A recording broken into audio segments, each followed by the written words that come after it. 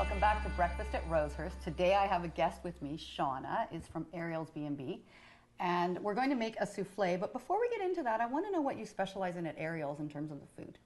Well, at Ariels, we do like to source our ingredients locally, but it's really about the aesthetic when we plate. We like to have a really pretty design. Yeah, and your place is so gorgeous. Your renovations are beautiful. Everything's you. just so perfect. Okay, but let's mess up some souffle. I'm ready to go. Have you ever made souffle before? Well, to be honest, I've been a little intimidated about souffle because you sort of classically hear about all the failed souffles. Right, so, and TV, it's like it's always, oh, it failed. Here's the big secret about souffle. It's supposed to flop. So it puffs up in the oven, and within 30 seconds, it flops. So that's fine. But we're going to make it puff up first and make it all super pretty. I'm looking forward to learning how to do that. It's really quite easy because you can make it ahead. So first of all, there's about 6 tablespoons of butter, and we're making a roux.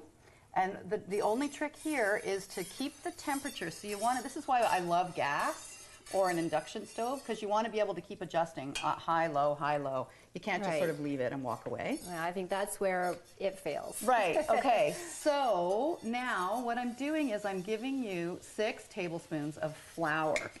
And you're going to stir that in, and we're making that a roux. A roux is your foundation for every sauce, right? You've made bechamel, you like those kinds of, yeah.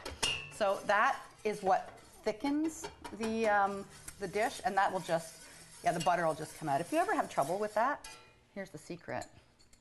Just open it up like a little cage. Oh, excellent. Thank you. So the only secret here is you have to cook the flour. So I cannot tell you timing on how long to cook it, because it really depends on your temperature, on your...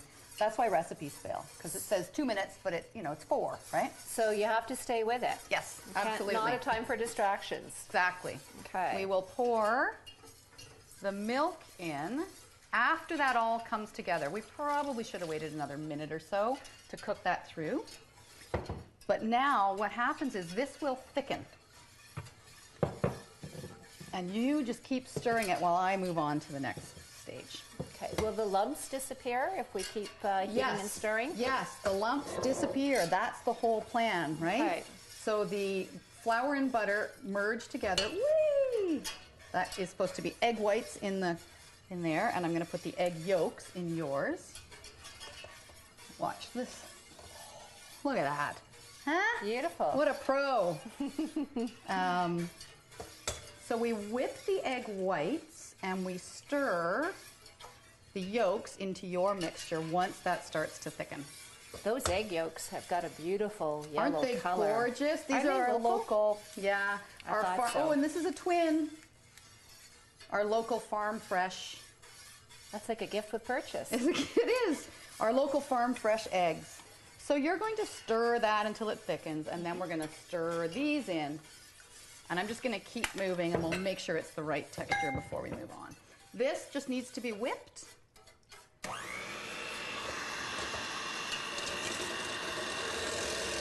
To a nice stiff peak. So why don't we take a little break, okay? And then we'll whip this to a stiff peak and we'll put it all together.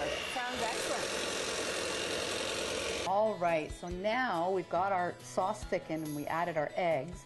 And this is the right texture. This is what we're getting to, and it's on very sort of low temperature, right? So quite thick. So you asked a great question. When we had the farm fresh eggs, there was a little blood spot. There was a speck. Yeah, the little speck in there, and that's perfectly safe. It's perfectly okay. It's a natural element of the egg. Some people would throw that egg away, but it's totally edible. It might be unsightly, so if you have a dish that matters, then you'll want to take that out and use another egg. But we used it, and it's completely fine. That's how you know how it's local. Exactly. It's fresh. So in any egg dish, a little bit of nutmeg really brings out the flavor. And we're just going to, this is a real nutmeg nut. You can get them at the bulk barn, and just give it a little grate. We learned the other day with our gardener, Karen, not to use the chives that have the stem, that have the flower bud, because it's too stiff, right? That would be really icky. Too stiff in the dish. So the immature ones. The immature ones that haven't gone to flour, exactly. We'll just chop those up and stir them in. And we're also using fresh dill in here. I find that dill and eggs go really nicely together. So while we still have this hot, Yep. I'm going to put a cup of, this is grated applewood smoked local my cheddar. favorite. I know. It really gives you that smell. Then we're just going to stir in some kale. Oh, I'll let that Melt cook a little bit. Turn up a little bit. So it's not lumpy. And that looks like baby kale, is This it? is baby kale, so just when it's really fresh, just perking up. I love using kale because it's just such an intense flavor. And kale, when it flowers, is stunning. Oh. Absolutely stunning. I'll show you some of that later on if we get a chance. So we're just going to, because I'm a big fan of making sure vegetables get into breakfast. Greens are good. Greens are good. How about I loan you this, because your whisk is probably not going to serve you well anymore. And I'm going to throw a little bit of dill and some of those chives in there. Oh, that looks beautiful. And that's it. That's all we need to do for that.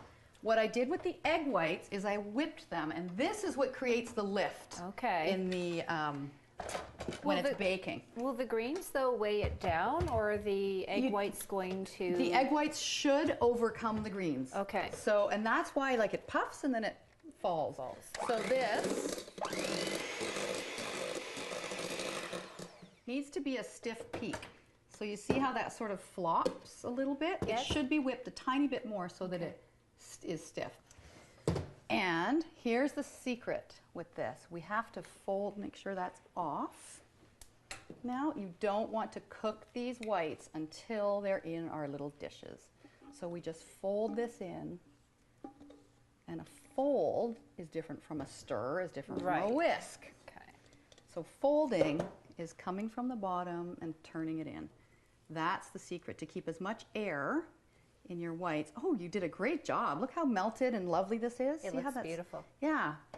So we're just going to fold that in until it's stirred, and I will do that while you, really all you're doing is making these. We can use ramekins, teacups, whatever. You're buttering we're them. doing individual soufflés rather than the group one. Yes. Okay. Well, because I know you love the design. I do. You have an opportunity Absolutely. so just sprinkle a few breadcrumbs in and then dump them back out. And this really is just to give you a little crust, make it not stick. Yep, that's it. And make it easier to clean up, because a lot of our deal is clean up, right? Right. And you use the Norwex dish, the Norwex cloths I do too. I love them. I Yeah. find that it really simplifies the whole cleanup routine, and I like the confidence of knowing that we're not exposing ourselves to any harsh cleaning chemicals. Exactly, that's what I love about it. So the cleaning cloths work really well for me, and the dish soap and the laundry detergent. So once this is fully mixed, you can see it's still a little bit foamy. I'm just going to scoop it about half full into here so that it puffs up. And then we're going to bake those in the oven at 400 for about 15-20 minutes. Okay. And then serve them right away, like run. That's run, the run, secret. run. It's quick delivery. And can you smell that smoked cheddar? I can. It's my favorite cheese. Oh, these are going to be so good. Actually, I don't have a non-favorite cheese, but right, I do have favorite cheeses. Right. So this divides. So we probably have enough here to make 8 or 10. The kale looks beautiful inside. See, and the baby kale is kind of cooked, right? Yeah. Like it's just softened enough. All right, let's get these into the oven, and we'll move on to make some what to do with used oatmeal. Leftover oatmeal. We always have We're going to make it leftover oatmeal. beautiful.